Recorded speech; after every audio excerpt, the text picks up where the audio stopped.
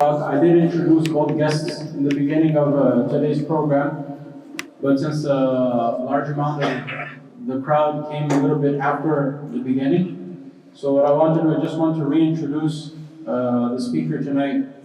Our speaker is Mufti Dr. Yasir Nadeem Al-Wajidi, who is the founder and director of Dawah Online. He's also the deputy editor of the monthly Urdu magazine Tarjuman Deoband. Mufti Dr. Yasir Nadeem Al-Wajidi has a PhD degree in the science of Hadith from the International Islamic University of Malaysia. He has a master's in Arabic language and literature from American Open University in Virginia. He has an Iftah certification from Darul Uloom Deoband in India in 2003. He also has a diploma in Arabic language and literature from Darul Uloom Deoband, which was in 2002, and as well as the Alim course certification from Darul Uloom Deoband in 2001. He's the director and founder of Darul Uloom Online. He's also the professor of Hadith and Fiqh at the Institute of Islamic Education in Elgin, Illinois. He's the co-editor of Islamic Literature Review, which is an international journal of Islamic studies, and is also president of Prophet's Mission in New Delhi, India. His published works include Islam and Globalization, which was a bestseller in 2003. Also, he wrote research on Sharh Uqul Rasul Mufti, which is an Arabic book usually taught in the Iftah programs. He has 5 research papers in Arabic, which were published in Al-Da'i, the Arabic journal of Darul Uloom Deoband. And he has 7 research papers that he presented in various fiqh seminars and conferences. And there's also over 100 other articles that have been published of his. He also is the author of The History of Islamic Revival, which is a book in Urdu, which was published in 2014, along with Al-Qamus Al-Asri, which is a trilingual dictionary, also published in 2014. So inshallah, we request our esteemed guest to inshallah take the floor and begin with the final. Inshallah, we request everyone to lend an attentive ear and open our eyes and our hearts, inshallah, and take from his knowledge and his experience. Jazakumullah.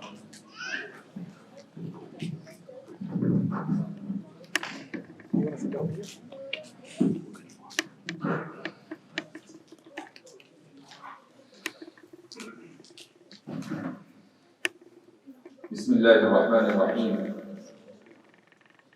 الحمد لله رب العالمين والصلاة والسلام على سيد الأنبياء والمرسلين وعلى آله وصحبه أجمعين أما بعد وقد قال الله تعالى في كلامه المجيد واتبع سبيل من أناب.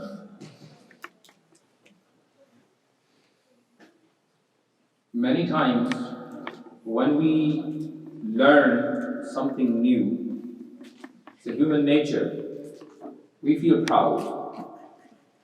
And as a result of that, sometimes we are overcome by this pride factor, and we start thinking and believing about others that they are too ignorant. I am the learned one.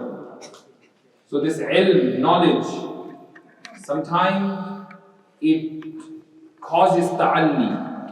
Ta'alli means going up, meaning being proud.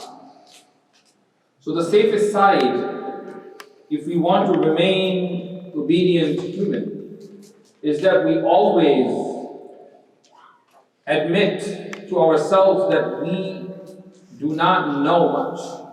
We are the ignorant one. The reason is that it's a fact which will never change, that the amount of knowledge we have is far less than the amount of knowledge we don't have. Can you give me an example, just one, of a person who claims that I know everything? You will not be able to give not even a single example. There are people who have expertise in science, who have expertise in medical science, who have expertise in engineering, IT, ulumuddin, sharia. So they have expertise in their respective field. But nobody can claim that I know everything and I'm expert of everything. So, to be on the safe side, we must acknowledge that we have jahl, we have ignorance. And out of our ignorance, we may not be able to understand so many things that we are confused about, or things that bother us. Many times it happens that things get confusing and we become, very quickly we become judgmental. And we say that, oh, because it is confusing to me, therefore it doesn't exist. Therefore it is not true. Therefore it is immoral. Therefore it is bad. So we drive conclusions on the basis of our understanding. And we don't realize that our understanding cannot be true, or it can be wrong. So it has both possibilities. So it is a very, very important, in order to understand this topic, and in order to rationally critique and understand atheism and all these trends of doubts that are bothering our youth these days. Today, inshallah, I will talk about three major errors that most of us, you don't have to be college going or school going individuals, we don't have to be necessarily parents or community leaders, most of us, we make these mistakes, we make these errors. And if we are able to understand that how to avoid these errors, inshallah, your iman will only be stronger, and you will be able to save your iman bi'iznillahi ta'ala. So we'll talk about these three errors, possible errors, in details, inshallah ta'ala. The first error, and it's the most common one, is that some people think or claim that I do not believe in things until I see them. I have to see them to believe in them. It's a very, very common error. And we want to apply, some of these people, they want to apply this rule, this self-made rule, to Islamic theology, to existence of God. They say that because I cannot see God, therefore I don't believe in God. I don't see Jannah, therefore I don't believe in Jannah. I don't see Malaika, therefore I don't believe in them, and so on and so forth. So their usul, their principle, that they themselves designed, that they themselves coined, is that I must see before I believe. But if you ask them to apply the same principle elsewhere, they won't. For example, we believe this wall exists, and there's definitely someone who made it.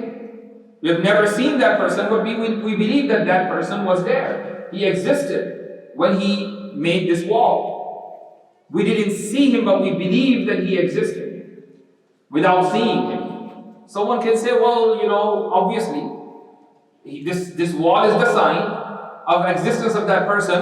That's why we believe in that person. So when we say that this universe is a sign of the Creator, why do you bring up this usul? Why do you show double standard? Why do you become inconsistent? If this universe cannot be the sign of its creator, then the wall cannot be the sign of its maker. Same logic, same reasoning. But we believe in so many things without seeing them. How many of you in this crowd, how many of you saw subatomic particles in your life? How many? Raise your hand if you have. Really? I was hoping at least 2-3 hands I will see 2-3 hands. But do we all believe? Is there anyone in the crowd who says that subatomic particles don't exist? Is there anyone? MashaAllah, full ijma', 100% voting, consensus that subatomic particles exist and we never saw them. So the usul, this principle doesn't work there. Why? We believe in subatomic particles and in their existence because some people who are experts in their field informed us that they exist.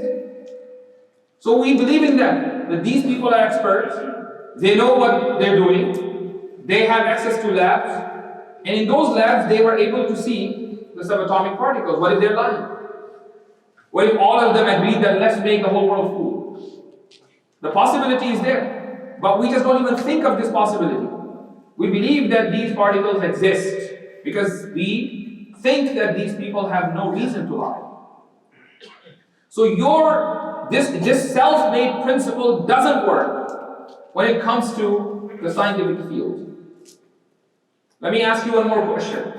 I know, mashallah, most of people in the crowd, they went to high school.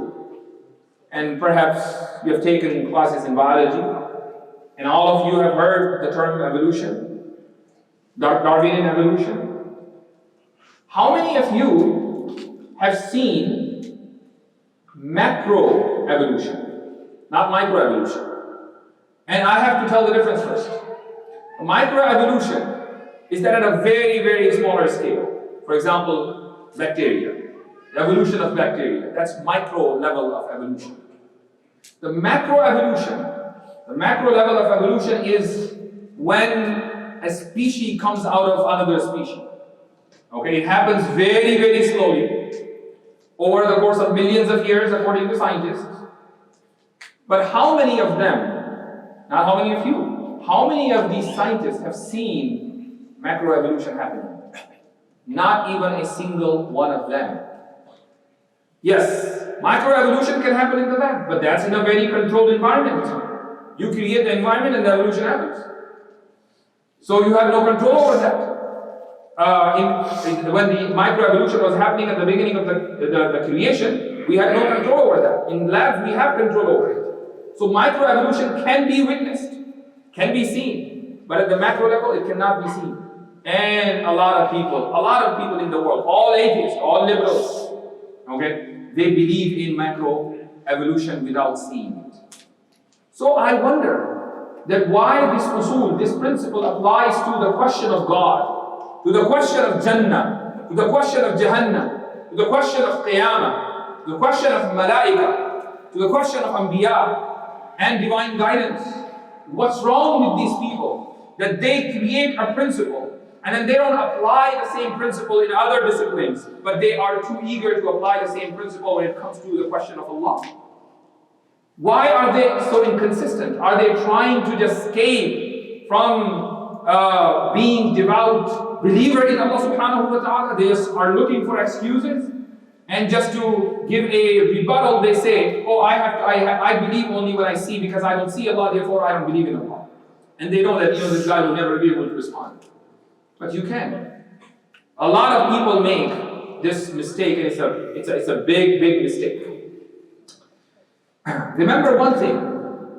In the first talk today, we heard a term, epistemology. And epistemology means that how do you know what you know? In Arabic, we call it asbabul ilm, the sources of knowledge. In modern day epistemology, there is a whole debate that what are the sources of knowledge? There is a school of thought in epistemology, it's called empiricism. Empiricism means that we only learn through our senses. We don't learn through anything else. Modern science, modern morality, liberalism, they all rely on empiricism. But deliberately, one thing is ignored by these liberals, by these atheists. And that thing is testimony.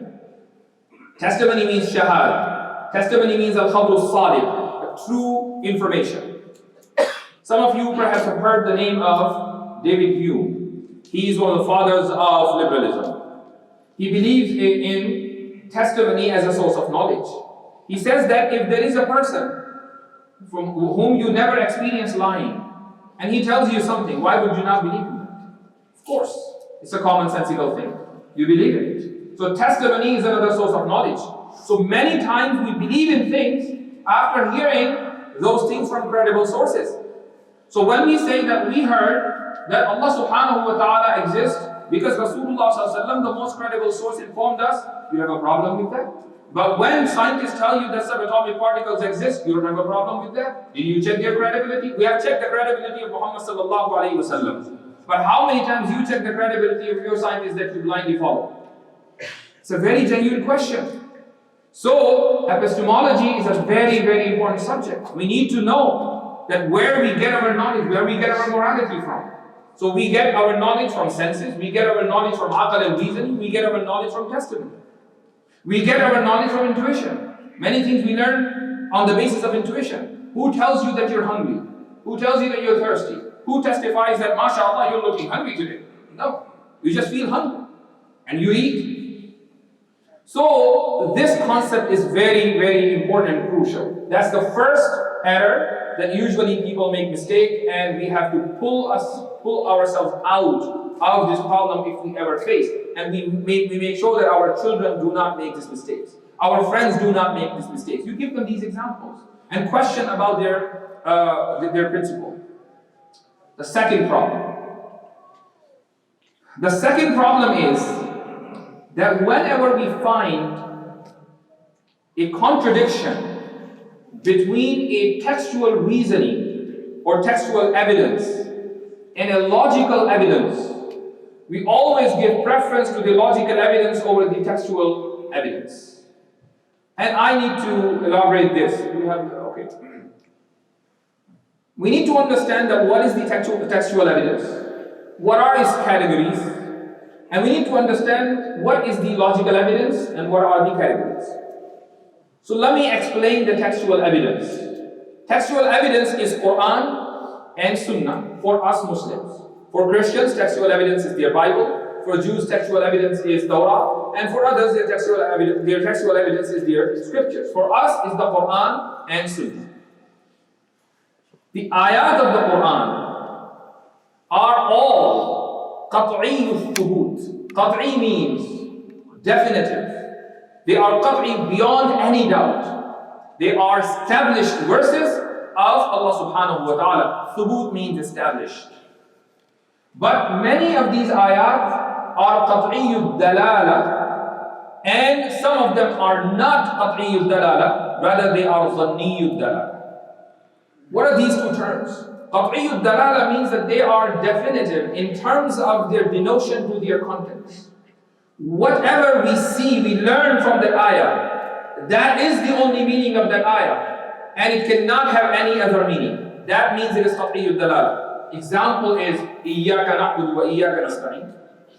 We recite this ayah every day, which means that to you we worship Allah. Now, can anyone say in the ummah, well, you know what, this ayah has another meaning, and that meaning is that we can also worship this grave, we can worship that idol, we can worship this deity and that god and goddesses? Can anyone say that?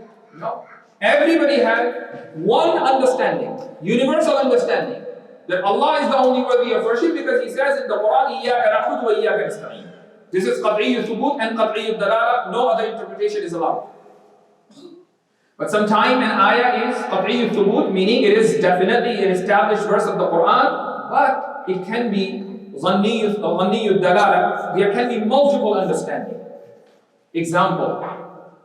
The example is in the Quran. Allah subhanahu wa ta'ala says that وَالْمُطَلَّقَاتُ يَتَرَبَّصْنَ بِأَنفُسِهِنَّ ثَلَاثَةَ قُرُوءٍ. That mutallaqat, the divorcee, these women, they have to wait, and their waiting period is 3 quru. 3 quru. Now, what is the meaning of 3 quru? Imam Abu Hanifa rahimahullah means 3 quru means 3 hayz, 3 monthly cycles. And Imam Shafi'i rahimahullah says that quru means 3 periods of purity, 3 tuhur.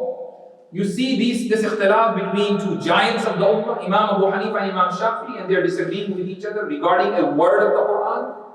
Not that one of them doesn't believe in the word of the Quran, they both believe in the word of the Quran.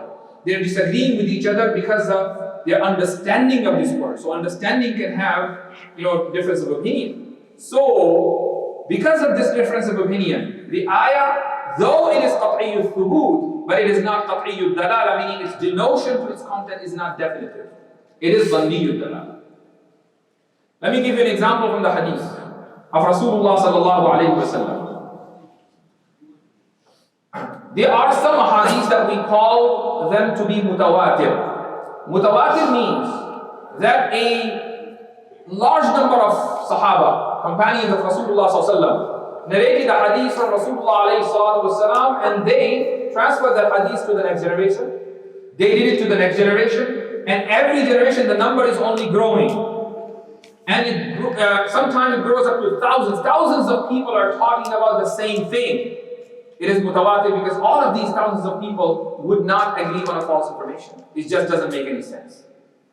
Example. The example is, and I will give a lot of examples inshallah. The example is that if 2 people, 3 people come to the masjid right now and they say, hold on, please stop. President Biden is outside. You will say, what are you talking about? Why would he be outside? What is he doing? There's no schedule. His program is not scheduled here. Nobody's aware. Why would he come like this? Nobody will believe in these 2, 3 people. But imagine if the same number of people, or even a larger number, 1,000 people come, one after the other, of different position, of different faith, of different race, of different color, of different language, of different background, age group, and they all say, Biden is actually standing outside. Now you will think, oh, all of these 1,000 people are saying the same thing, despite of their a lot of differences, and they all agree that actually he's outside. Now you will believe that he's outside. You will go and check. Okay, you will go and check, and then you will see, and then you will believe. This is how mutawatir works. So there are thousands of people who have been reporting about a hadith. That hadith is mutawatir. Every mutawatir hadith is qat'iyyul thubut, definitive in it being a hadith of Rasulullah sallallahu alaihi wasallam. Nobody can say that this is not a hadith of Rasulullah sallallahu alaihi wasallam. How can thousands of people lie at the same time for no reason? But some ahadith are, in fact, majority of the ahadith are dhanniyyul thubut. They are indefinitive in them being a hadith.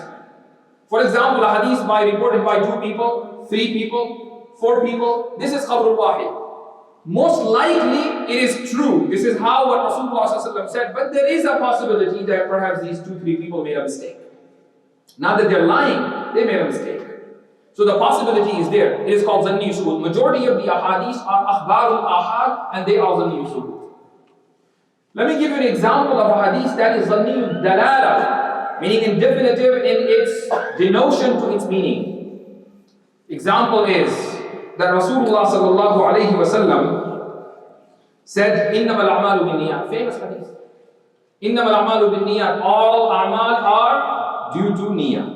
Now Imam Abu Hanifa rahimahullah says that the meaning of the hadith is that all a'mal are rewarded based on your niyyah. You make a niyyah, you will get the reward. You don't make a niyyah, you don't get the reward, but the amal can still be accepted as valid. Imam Shafi rahimahullah says that even the amal is not valid if you don't make an intention. So all a'mal are based on niyyah, meaning their validity is based on niyyah. You see the ikhtilaf happened again regarding the same hadith. That means that the hadith is dhanniyyud dalala. Therefore, there is a difference of opinion. A hadith that is not dhanniyyud dalala, it is qat'iyyud dalala. It is definitive in its denotion to its meaning.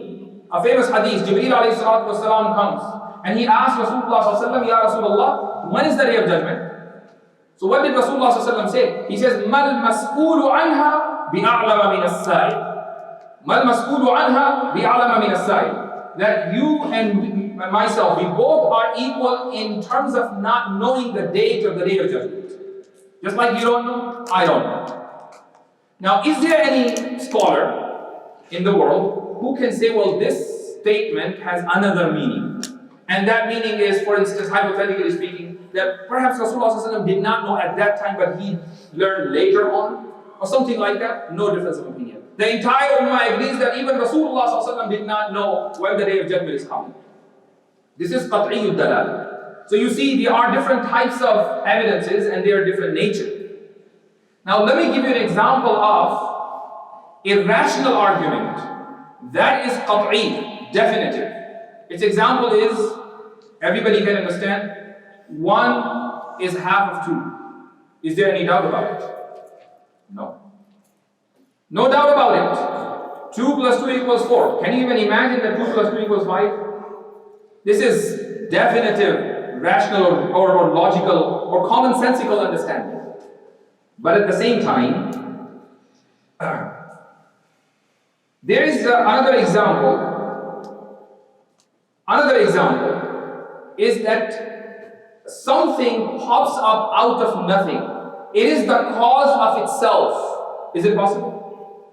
Can something pop up out of nothing? No. If somebody believes that something popped up out of nothing, it means he is claiming something that is against common sense. It is against qat'iyyud dalala. So keep these terms in mind, inshallah. Now let me introduce another term, and that is tadad, contradiction. What is contradiction and how it works?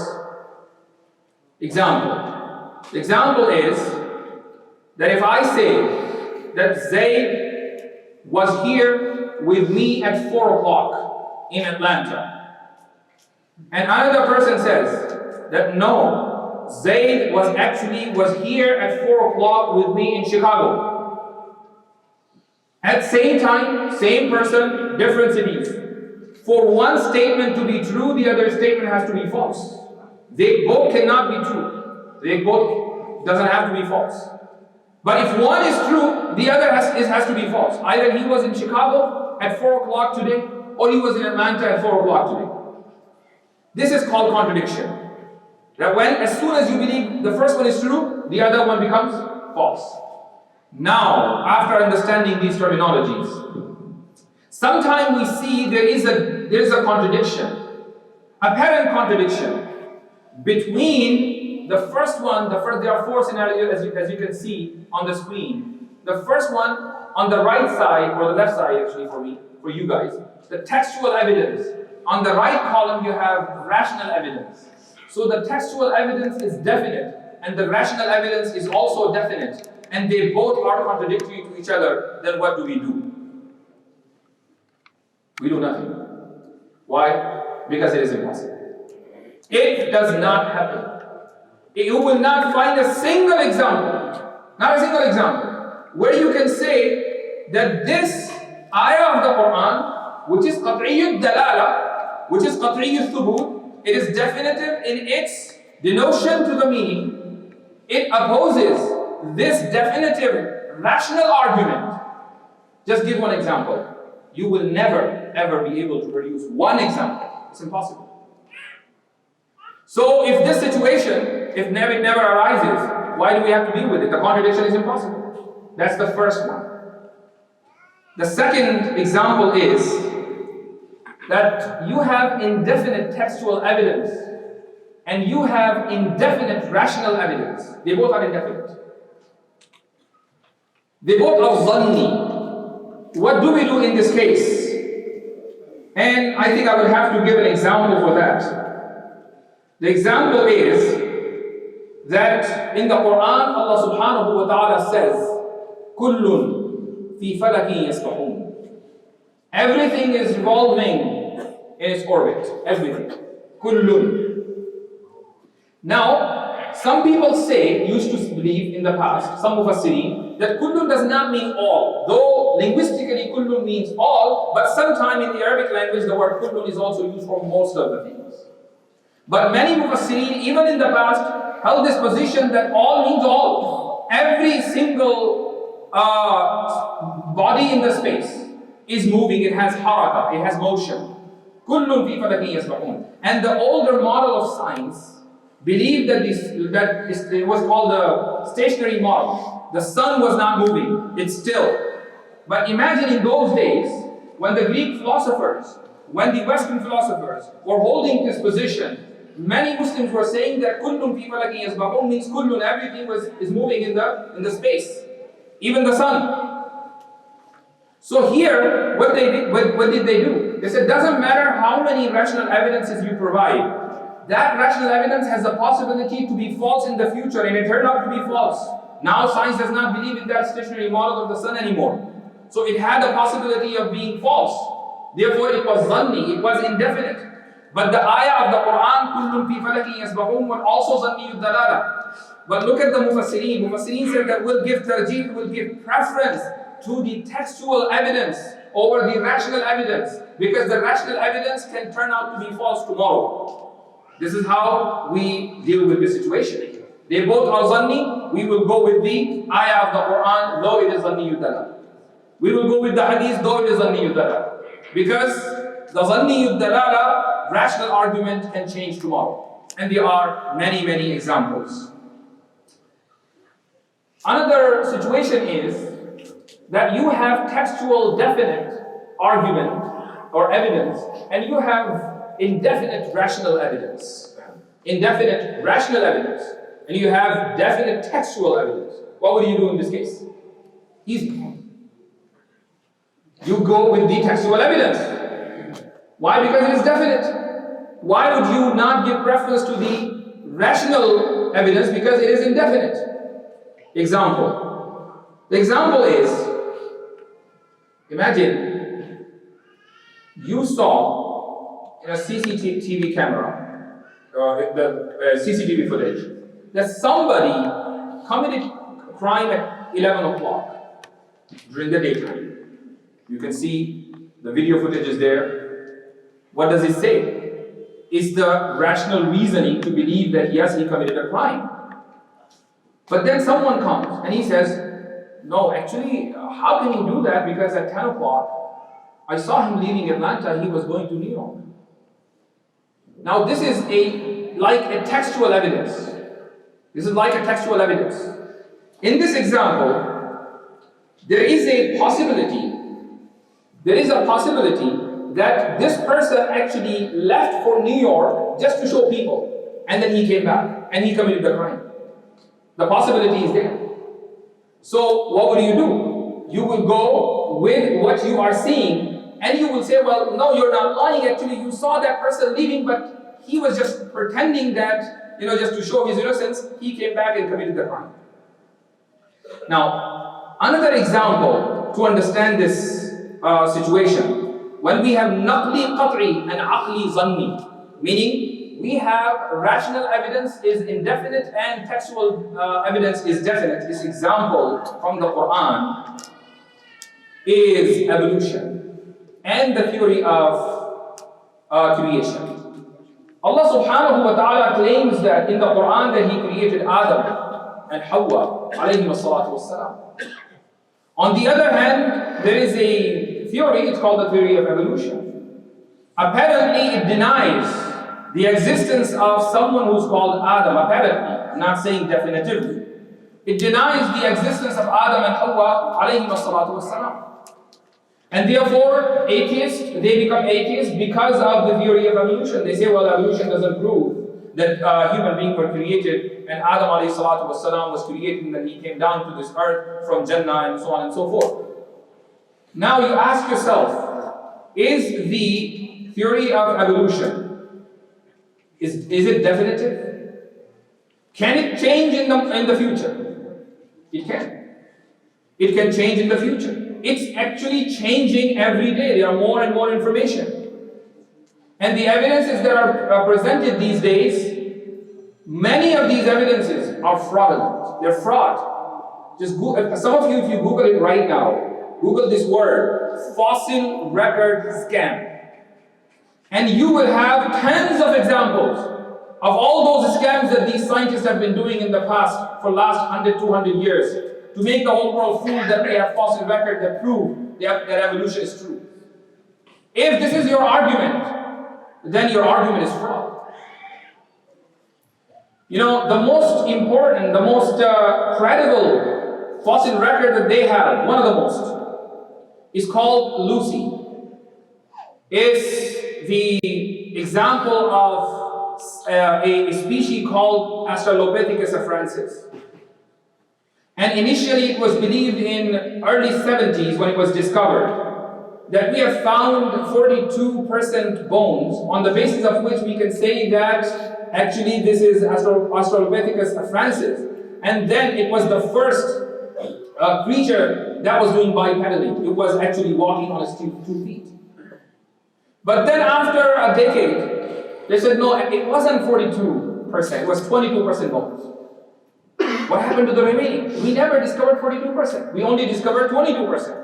Why were you lying in the first place? Why were you lying when you discovered these bones first? And then when you examine those 22% bones, you see that for this creature to walk on its 2 feet, the hip bone has to be straight. But it's not. It's like chimpanzee. It cannot walk straight. It's impossible. So this is their strongest evidence. And this is the hal, this is the status of this evidence.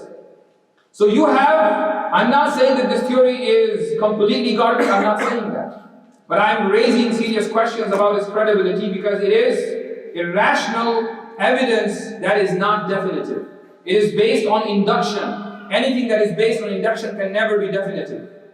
On the other hand, we have the Quran, and we have 100 ways to prove its definitive nature. And the Quran says that Adam and Hawa alayhim as-salatu was-salam were created. Then why would you not believe in that? This is how we solve the contradiction. The fourth scenario is that the textual evidence is indefinite and the rational evidence is definite. Then what do we do in this case? The rational evidence is definite. We all believe that the sun is not a part of this world, this earth.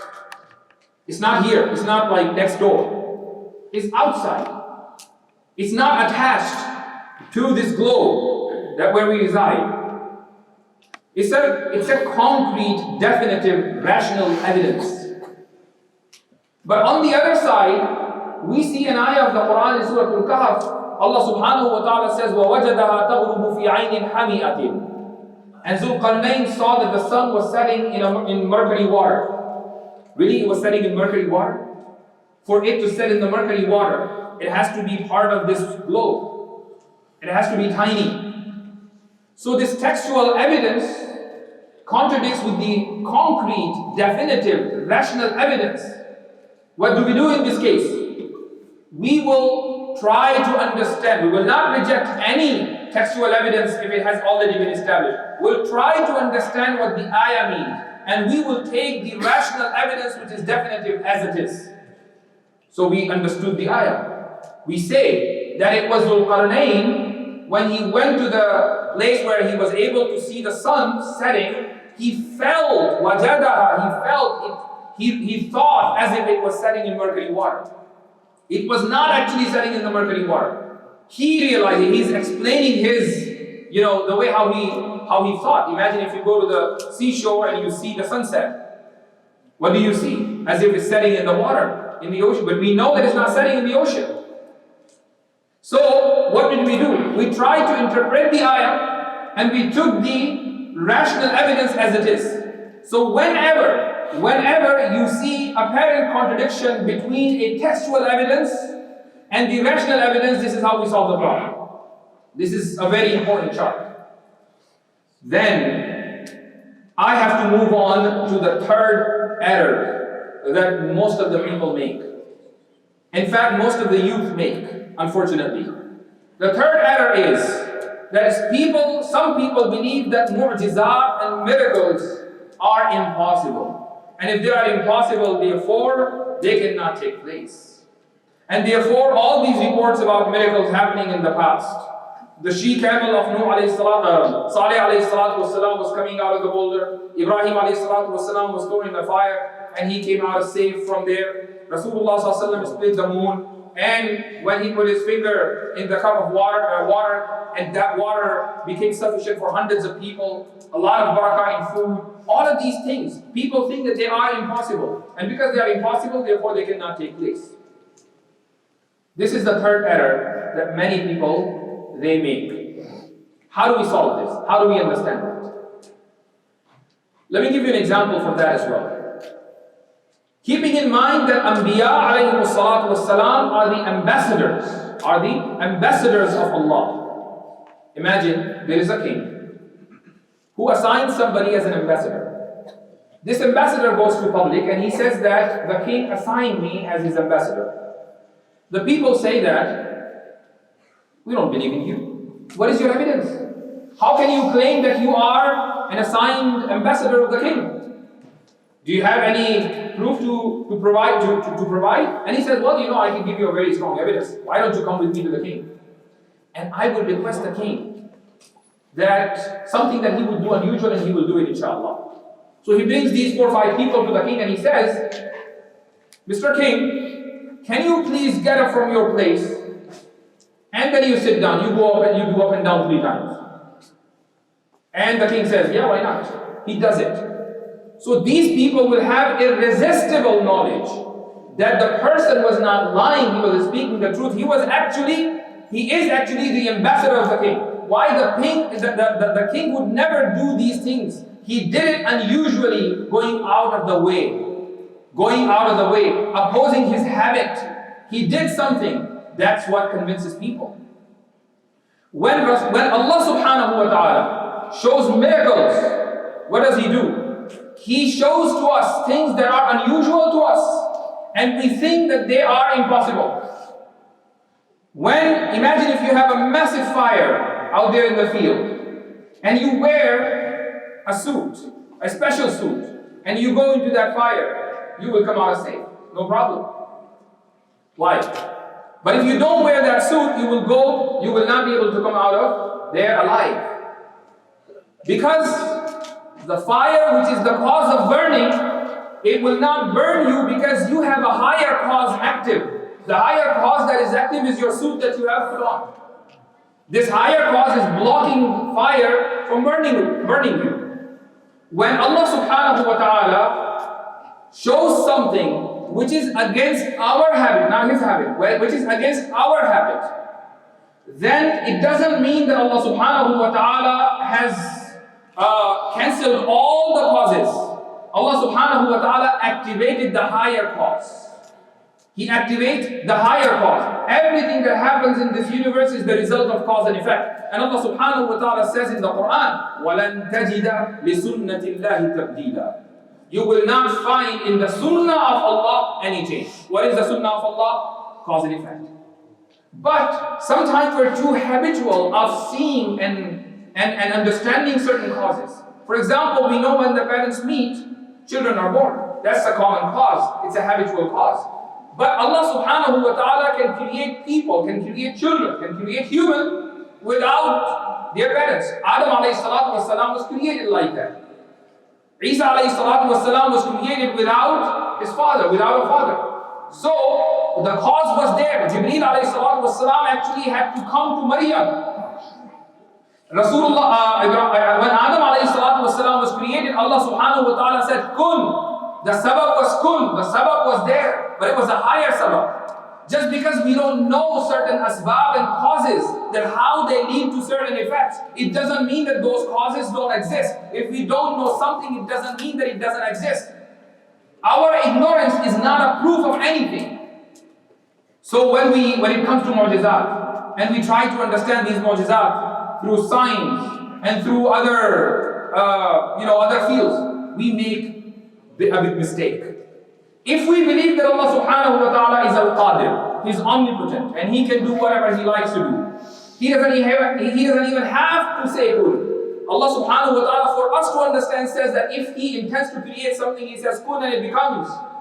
If that's all what is needed to be there for things to exist, then why are we looking for biological reasons? Why are we looking for scientific reasons? Why are we looking for the laws of nature supporting those miracles? So this is the third mistake. So if we get rid of these three mistakes, inshallah, we will be able to save our iman. Again, the first thing is, never claim that I will believe only in what I see, because you don't do that. You don't practice this principle anyways. Never claim that because my rational evidence contradicts the Quran, therefore I go with my rational evidence and I reject the ayah of the Quran or the understanding of the Quran, because your rational evidence can change in no time. Just after 1 minute it can change.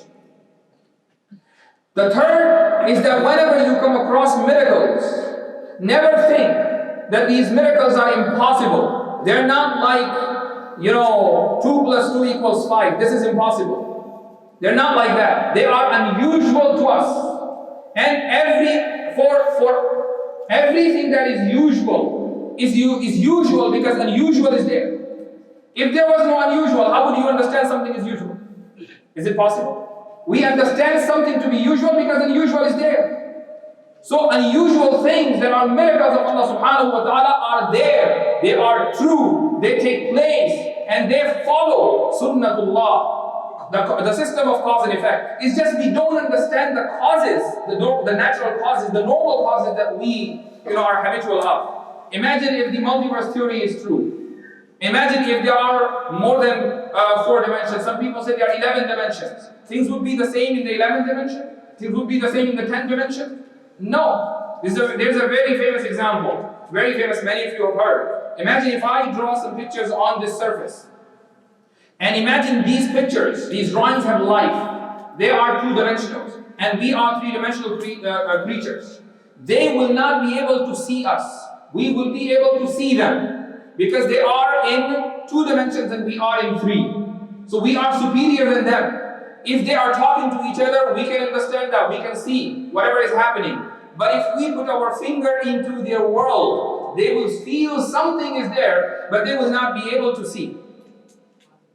So if more dimensions are true, if more than 4, 5, 6, 7, and if it is possible that there are some creatures of Allah subhanahu wa ta'ala, such as malaika, who have higher dimensions, perhaps it is the reason why we're not able to see them, because we are 3-dimensional creatures, and they are 5 or 6-dimensional creatures. That's why they can go back and forth in time, not only in this universe, in other universes too. There is a whole theory of multi-dimensions. You can read it about it. It's available very easily.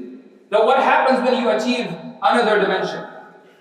So this is the 3rd mistake that usually people make, and if we are able to save us from these 3 mistakes, inshallah, summa inshallah, by the grace of Allah, bi fadlillahi ta'ala wa manni, you will be able to save your iman, and not only your iman but the iman of your children. Because every time you notice this problem, make sure that you teach them. This is the lesson that we are learning today, inshallah ta'ala. I make dua that Allah subhanahu wa ta'ala give us tawfiq to follow the Quran and Sunnah. Barakallahu feekum. Assalamu alaikum. So inshallah we'll continue the question and answer session, and I'll take the first. We have a good amount of time, so we will take the first question from the audience, and the sisters, they can submit their questions at ask.projectihya.com. The slide should be showing momentarily, inshallah. So any questions, we can send. Yeah, and also we request that the questions first be primarily be related to the talk, and then if there's any other questions, we can go to those as well.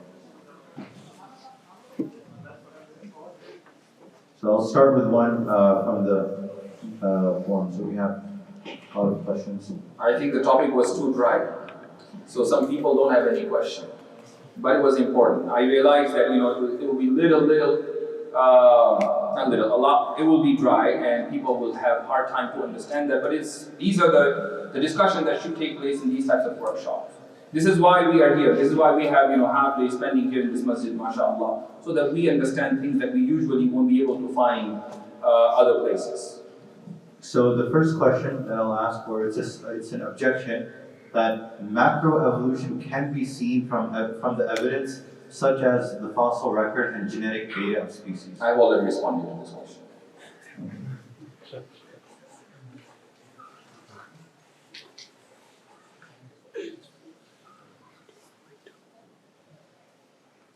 Biology has not come up with the definition of, or the process of speciation yet. What is the definition of speciation? Biology does not provide that guidance, which is the fundamental thing. And by the way, evolution is not even the subject matter of biology. Microevolution is the subject matter of biochemistry. But how many students, they read biochemistry to talk about evolution? The biology has taken over. So here's a question. After proving God, how do you prove that Islam is from God?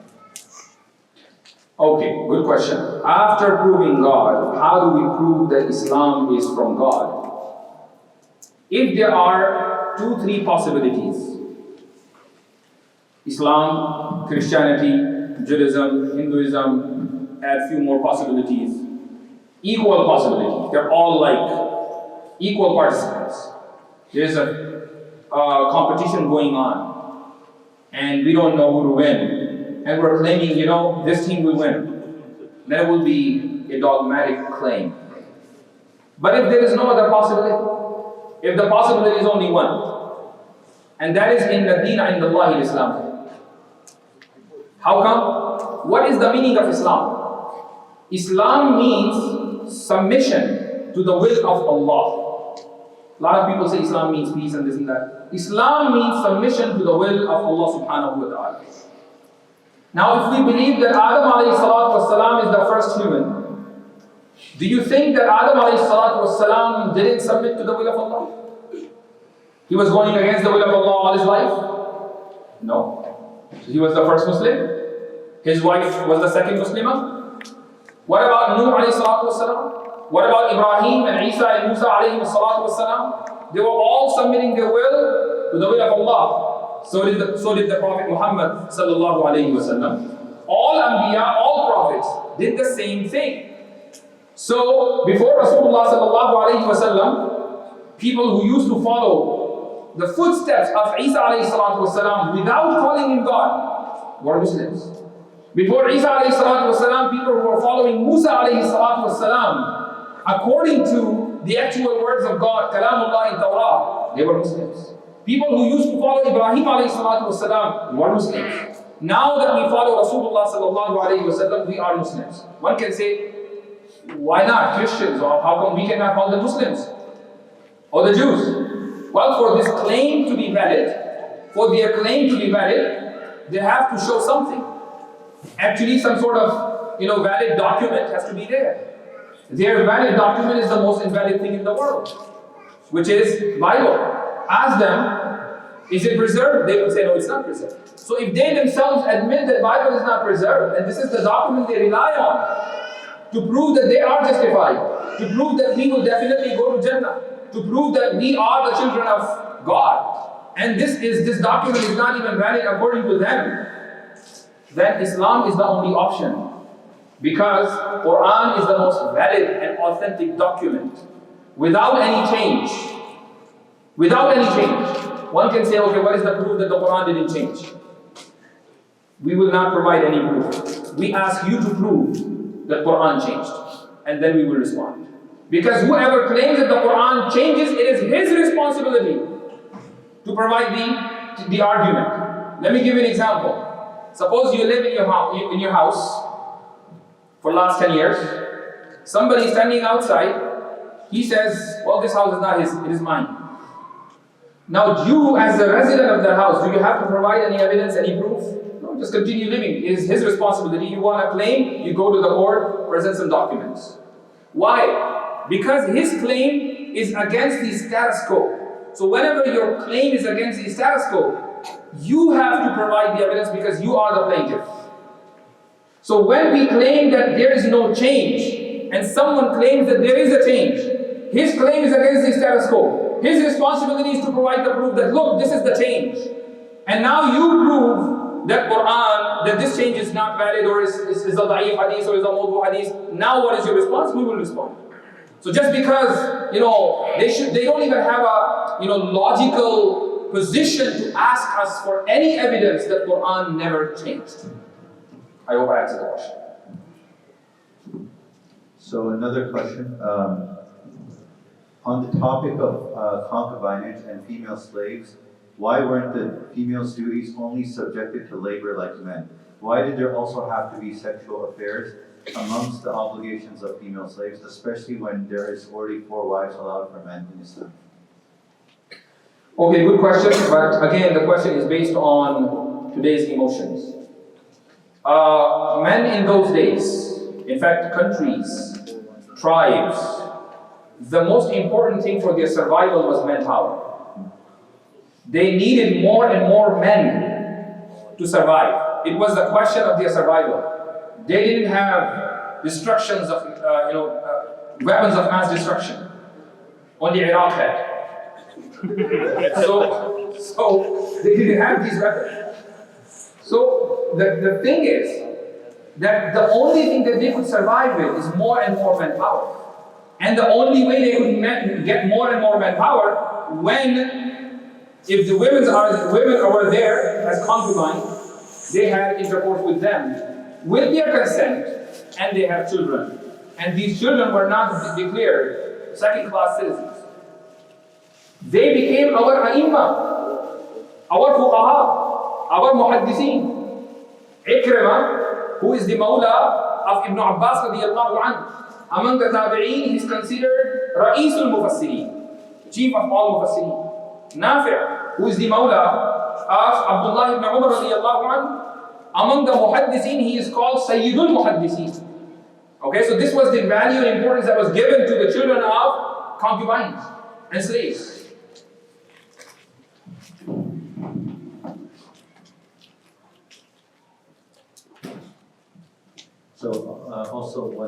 if I may add here.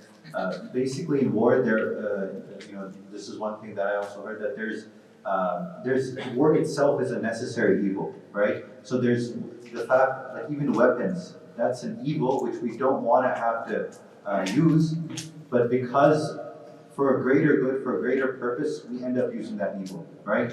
So, or even executions for certain people who are captured, that's an evil, but that's something that must be done for a greater cause. The same way as Mufti said, because manpower was the single most important, determining factor of you winning and losing wars. So when you capture, when the men would be captured, they would be made into slaves, and then the women, they would be their wombs also. That was a resource to be used, right? And that's also, just like war, you have weapons. That's an evil. That's a must, something that you must do. So the same thing here, and ultimately, there's always going to be a trade. One thing that I would like to add, that by having children, they used to have the fastest way of becoming free. Because when these women, concubines, would become the mothers of their children, the first child is born, even if he dies at the same time.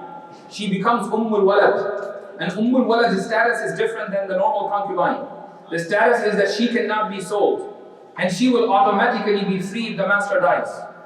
So now her status is raised. And usually, when these people would have children from their concubines, they would free them and they would give honor and respect to the mothers of their children. So that was the society. So if you understand the norms and the culture of that society emotionally, and especially if those emotions drive by our existing morality that we drive from the Western civilization, it will be very difficult to understand those things. So a follow-up, someone's asking that you said Islam is the only option out of the religions. But what about the option that God is not involved? That, you can posit that Allah subhanahu wa ta'ala, we can rationally understand that Allah exists. But does the longevity or the fact that the Quran is the only preserved document, does that necessitate that Islam is the truth? There's another possibility that Allah did not communicate anything. Okay. He simply exists and we're created without any purpose. Alright. For any reason.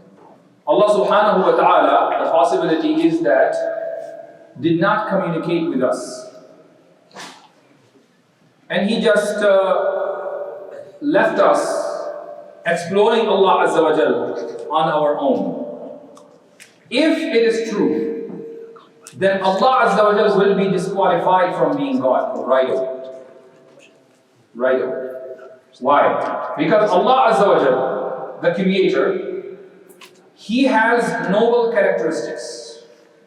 If any characteristics of Allah is not noble, then He's not God. Imagine if Allah Azza wa Jal creates us and He left up to us to decide what to do and what not to do, then He is doing a great deal of injustice with His creation. And if God does injustice with His creation, then He's not God. The only way to believe that Allah Azza wa Jal did justice with His creation is to believe that Allah subhanahu wa ta'ala actually communicated with His people, with His creation, through some messengers and prophets to guide them, to establish justice. I mean, do we apply this principle wherever we live? Suppose we live in America, we didn't want to be, it's not like we wanted to be born here, we had no choice. Okay? So a lot of us, we were born here.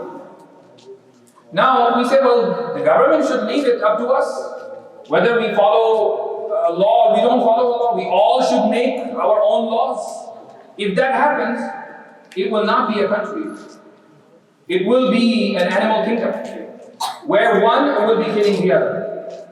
No laws. But what do we say? No, laws have to be there. Congress has to make certain laws and bills. The president has to sign, and finally the law becomes active, and everybody has to follow. So the government is communicating with the subjects. But when it comes to Allah subhanahu wa ta'ala, we say no, deism is the best option. God doesn't have to communicate. If He is mutakallim and He doesn't do kalam, then this is a deficiency in Allah. And Allah cannot have any deficiency. The moment He has deficiency, He is disqualified from being God.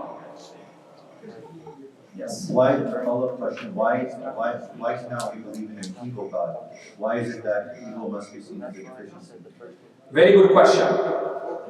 Why evil cannot be seen as a God, right? Evil God. Okay. It is called, the argument I'm going to give now, it's called Qiyas al-Awla. Qiyas al-Awla means that God has to be the supreme being, and we are not the supreme being. The lead is, the evidence is that we are not the creator, He is the creator. We're assuming that there is someone who created us. This question is coming from someone who assumed that there is a creator. The question is whether this creator is good or bad, right? So the creator has to be the supreme being. But for this supreme being to be the supreme being, he has to have all the noble characteristics that we have at a larger scale. If we have rahmah, and it's a noble quality, Allah has to be ar-Rahman and ar-Rahim. If we have justice, He has to be al-Adl, all just. If we appreciate wisdom, He has to be al-Hakim, all wise. If we have knowledge, He has to be al-Alim, all knowing. If He is not all wise and we have wisdom, if He is not all knowing and we have knowledge, if He is not all merciful and we are merciful, then He is not the supreme being, He is a lower being and we are the supreme being. But we assume that we are the lower being and Allah is the supreme being. You understand? So, the noble characteristics have to be there. The moment you associate an evil characteristic to Allah, then Allah will become the lower being and we become the supreme being and we are not. So, before there's 41 questions I have. MashaAllah. So that's a lot. So any questions from the audience? Just stand up and ask your question loudly. What do you say to people who say that they don't like the idea of hell, and so therefore they don't? Yeah. How can we reconcile the idea of the justice and mercy of Allah with eternal judgment? Is that the question? Okay, why some people will be in the hellfire forever? Okay. Yeah, some people have a hard time understanding this. Eternal punishment. People say that, oh, this guy, he was kafir for only 70 years. And then he died. It would be just if he's burned in the hellfire for 70 years. And after that, he should be sent to heaven. And if I may interrupt you, someone else. If God knew someone was going to hell before He created them, why did He create them? Did He create them for the soul or just Okay. So I was saying that some people think that we know individuals who are very nice and kind in their life. They have sympathy for others. They help other people. But they don't come to the masjid. Why? Because they go to churches. Well, they're atheists. They don't believe in Allah. And they will be burned in the hellfire forever. Everything in their life was good except for the belief of God. So what is the justification for that? Two justifications. The first justification is that imagine this person who died at the age of 70 or 80 or 90, doing kufr all his life until the last moment. His plan was that if he has eternal life, he would be in this state of disbelief. That's why he remained in the state of disbelief until the last moment. And since his intention was to remain a kafir forever, his punishment is forever. That's the first answer. Second answer. Allah subhanahu wa ta'ala has unlimited qualities. Allah subhanahu wa ta'ala has unlimited characteristics, unlimited knowledge. His existence is not finite. When a person denies God, he denies His unlimited knowledge. He denies His unlimited wisdom. He denies His unlimited characteristics. He denies His infinite existence. And yet he thinks that I should be punished in a finite way. Well, if your denial is of infinite, if your denial is something that is unlimited, then the punishment should also be unlimited. So it's tit for tat. It is actually according to the idea of justice, that people who die on kufr will be burned in the hellfire forever. Yes, what was the second question? So actually follow up to that, what constitutes kufr? What constitutes kufr? Good question.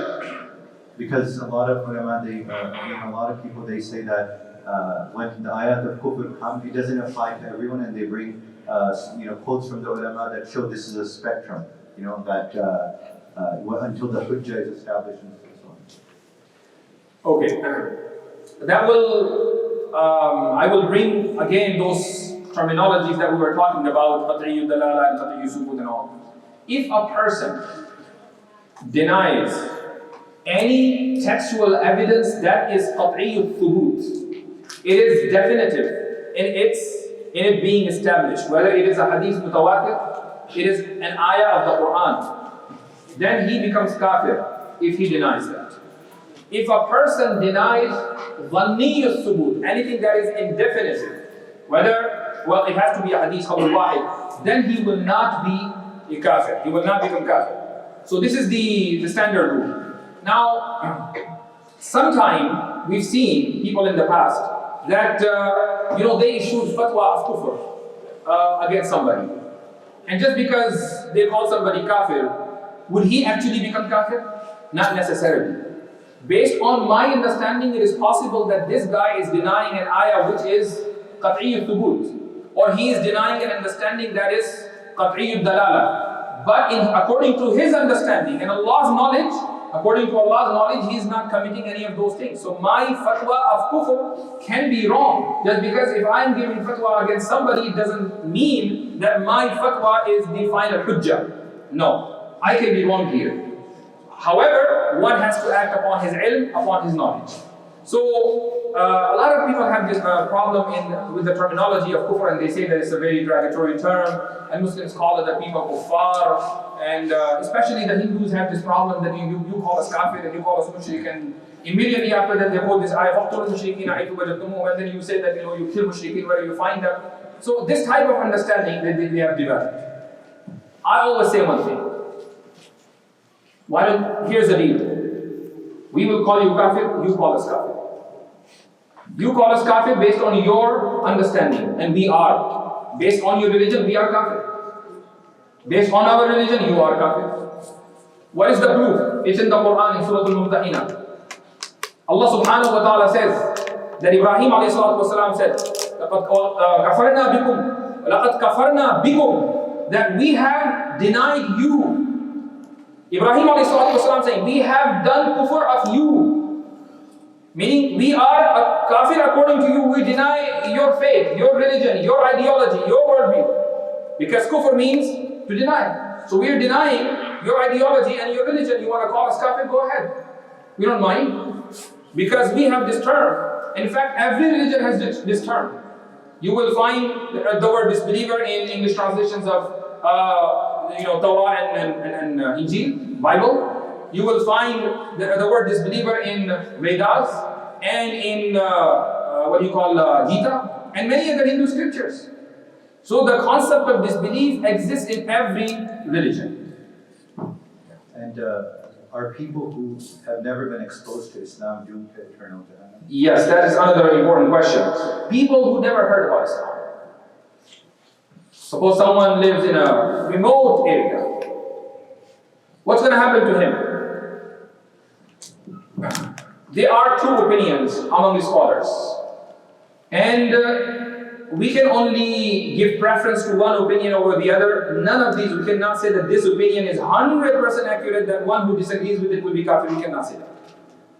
The first opinion is that these people will go to Jannah, they are not going to Jahannam. Because they were never exposed to Islam, they were never told about Allah, they were never told about the Quran. This opinion exists. There's a book by Mullah Ali Al-Qari rahimahullah. It's called Dawah al-Ma'ali. In his book, he presents this opinion. The second opinion, which is predominant, which is quite popular, is that on the basis of their rational understanding of God, as long as they believe in oneness of the Creator, whether they call Him Allah or they call Him something else, even if they don't believe in the Quran, even if they don't believe in Rasulullah because they've never heard about Quran, they've never heard about Rasulullah, but on the basis of their rationality and reasoning, they can easily understand that there is one Creator. As long as it is there, then their iman is accepted and they will go to Jannah.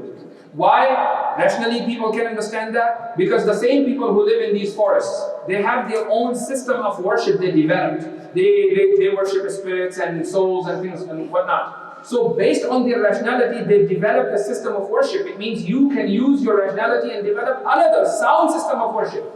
which is believing in God. So if they have this belief in God there and that's it, then they will be granted Jannah. That is the second opinion. So if you believe in the first opinion, you will not be out of Ahlul Sunnah wal Jama'ah. So there's one more very important question.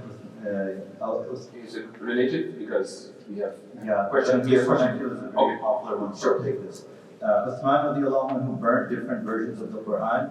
How do we know he didn't burn the correct version? And another one, if there are more than one recitations of the Quran, how can it be said that the Quran is the unchanged word of God? By the same token, how can there be different narrations of the same hadith, but the hadith is still considered the direct word of the Prophet? Is there a doctor available in the crowd? Is there a doctor available in the crowd? Any doctor?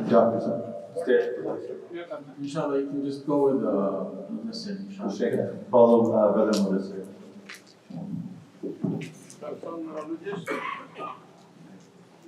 Here's the doctor, inshallah, just go listen to one doctor. Yeah, doctor.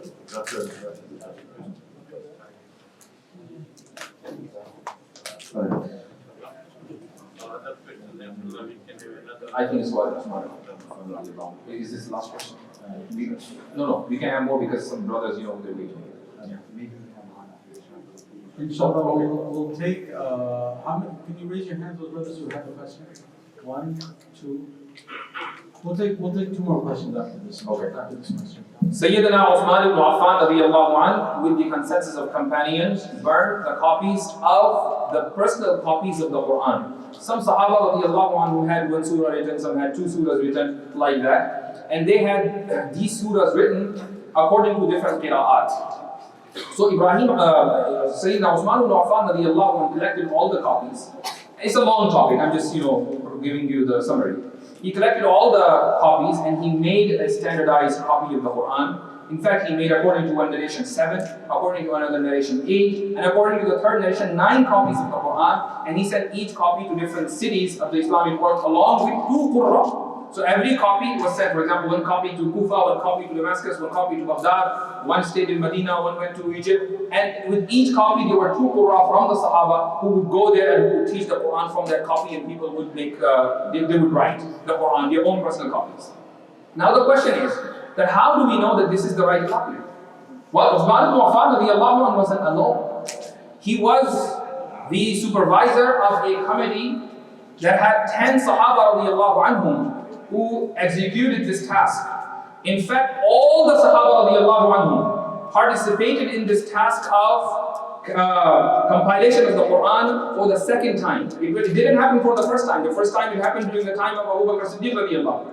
The second time it happened during the time of Uthman ibn Affan radiallahu anhu. Thousands of Sahaba are there, and they all agreed that this is the most accurate and standard copy of the Quran, including Abdullah ibn Mas'ud radiallahu anhu, according to whom some people believe that he has some reservations, but that's not a correct position. So all the Sahaba agreed.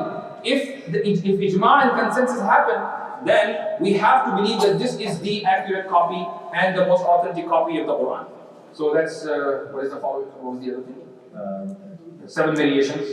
Yes, if there's multiple variations of the Quran, then how do we know that the Quran is unchanged? Because all variations of the Quran came from Allah subhanahu wa ta'ala, given to Rasulullah sallallahu alayhi wa sallam, taught by Rasulullah sallallahu alayhi wa sallam to the companions. So if all variations came from Rasulullah alayhi wa sallam himself, changing means that Rasulullah sallallahu alayhi wa sallam is teaching us, Alhamdulillahi Rabbil Alameen. And we say Alhamdulillahi Rabbil Dunya or Rabbil Akhirah, something like that. Rasulullah sallallahu alayhi wa sallam is teaching us Ar-Rahman Ar-Rahim, and we say Al-Malik Al-Qadir, something like that.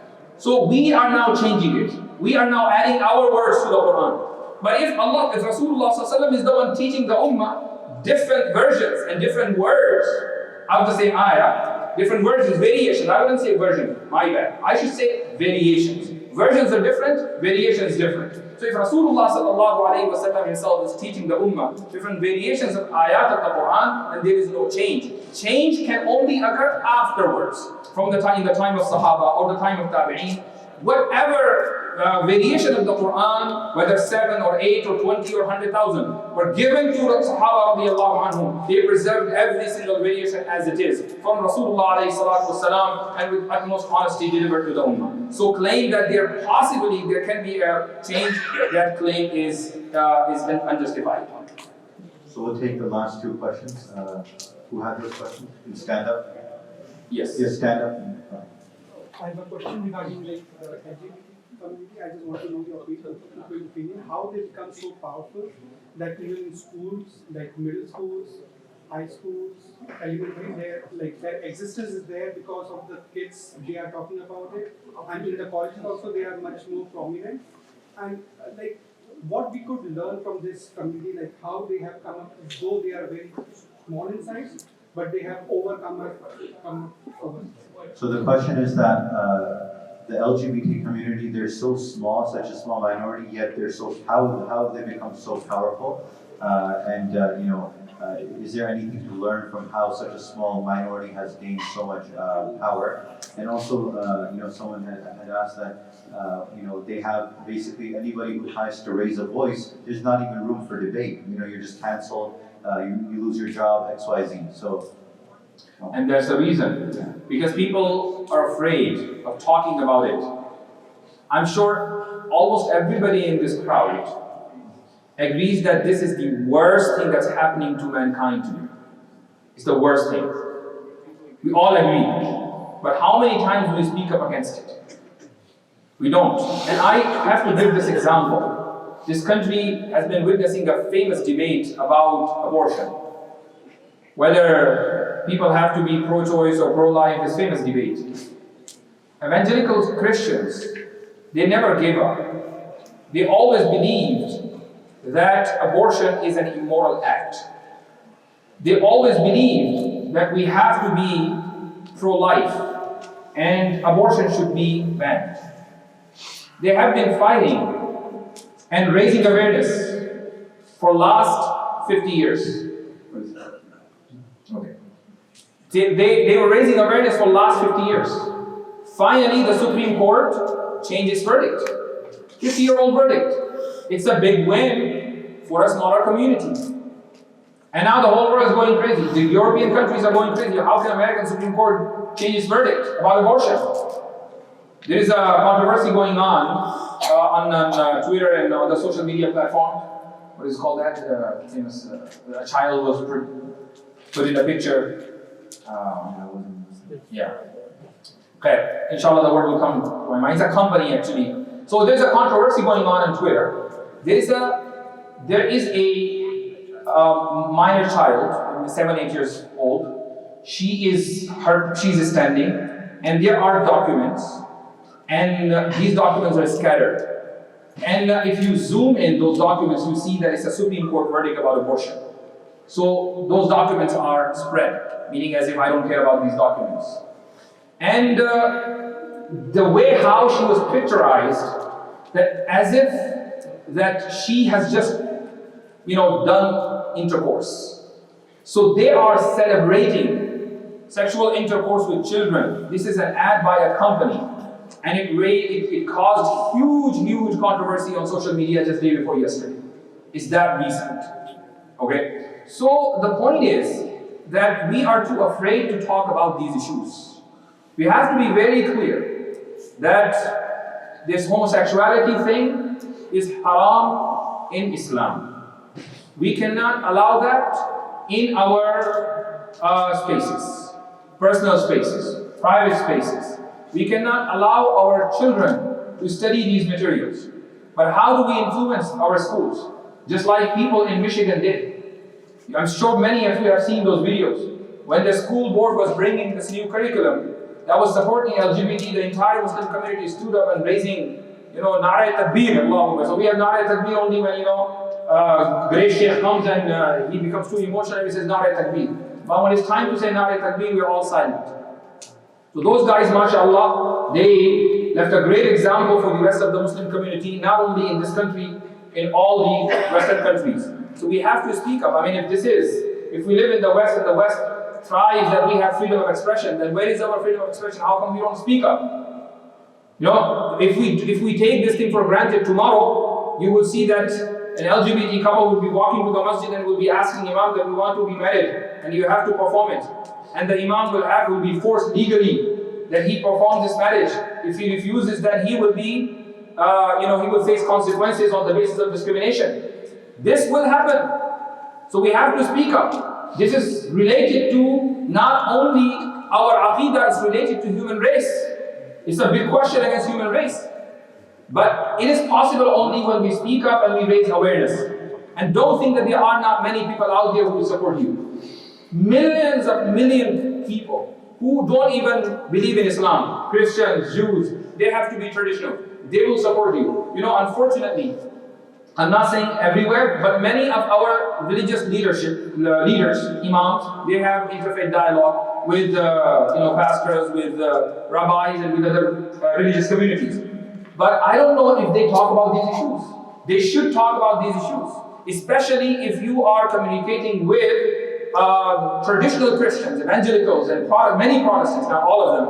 Then they still hold the idea that LGBT is the worst evil. And this is the point that we can agree with them nowadays. قُلْ يَا أَهْلَ الْكِتَابِ تَعَالَوْا إِلَىٰ كَلِمَةٍ سَوَاءٍ بَيْنَنَا وَبَيْنَكُمْ. Allah subhanahu wa ta'ala says that, O people of the book, come to a common ground. So this is the common ground. They think that this trend is evil. We think that this trend is evil. They are talking, we're not talking. So we have to go to the front line and we start talking and raising awareness among our children and elsewhere in the community.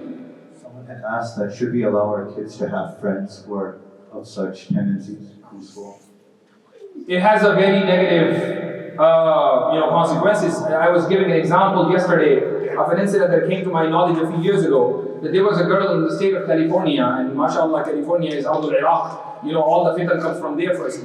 So in their school system, they have very strong presence of this LGBT community and their views.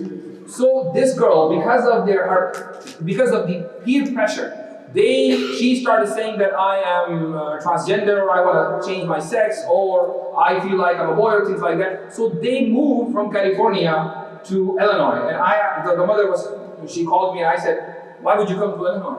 I mean, it's not like Illinois is any better. You move from one evil state to another evil state. Though I'm from Illinois and I know what's happening there. So the point is that being in this company, if our children spend their time in the company of evil, then chances are that they will accept this evil. And therefore, it is the need of the hour that we make our own schools, we develop our own curriculums. We have in this country a liberty of homeschoolings, but not many parents take the advantage of homeschoolings. But if our masajid pay attention and they put this thing on their first priority, then all the kids of our community, they come to the masjid for schooling as well. They get their secular education in masajid, in madaris. That's the only way we can, inshallah, be able to save our children from this evil. And the final question from Ahmad, and we'll pray salah after that. Go ahead. A lot of atheists, what they will say is previous religions like Christianity and Islam, there's a lot of differences. But a common question that comes to me is, now there's several primary sources that are supporting the fact that people saw Jesus being resurrected beside Islam. And now the Quran is saying that's not true. So what do we say? Because that's according to many historians. I haven't. Yeah, please. Go ahead. Can you understand? Can you repeat the question? Louder, please. Succinctly. He's saying that we made the point about something that is qat'i al-thubut. Now there's a claim that there is qat'i al-thubut from a variety of sources that early primary sources, they claim that they saw the resurrection of Jesus. So isn't that something that's... How far can you go in religious scriptures of Christianity in history? Any idea? 200 years after Isa alayhi salatu wasalam, that's when they have the oldest manuscript. Okay, we can say, well, they have the oldest manuscript after 200 years. We also have Sahih al-Bukhari 200 years later, right? But do they believe in oral tradition as we do? They don't have oral tradition. Where is the sanad? Do they even have the concept or the terminology of tawatur? They don't. They don't have the concept of tawatur. They don't have the concept of al-khabar al-mashhur. They have nothing because the oral tradition doesn't exist. The only tradition that exists is the written tradition.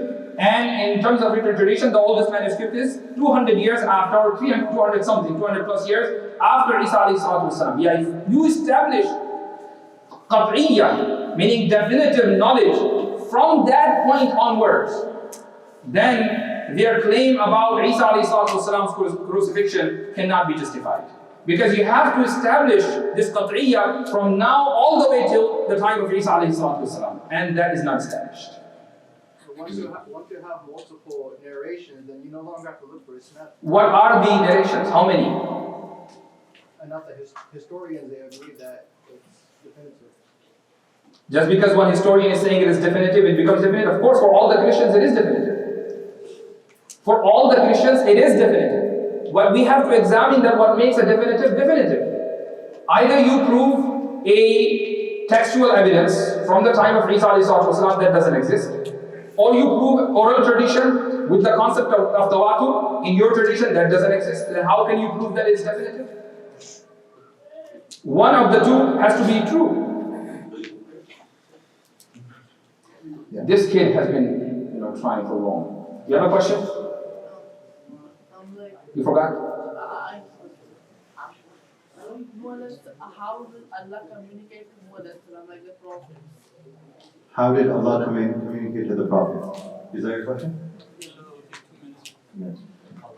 Allah subhanahu wa ta'ala communicated with all the prophets, usually through the angel Jibreel alayhi salatu wasalam.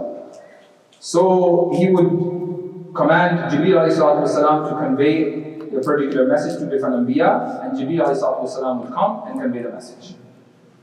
I think. Jazakumullah khairan. I tried my best to pick the hardest questions, the most common, that there would be no objection that there's argument against a strong man. So inshallah, may Allah give us tawfiq. Subhanakallah wa bihamdika, ashhadu an la ilaha illa anta.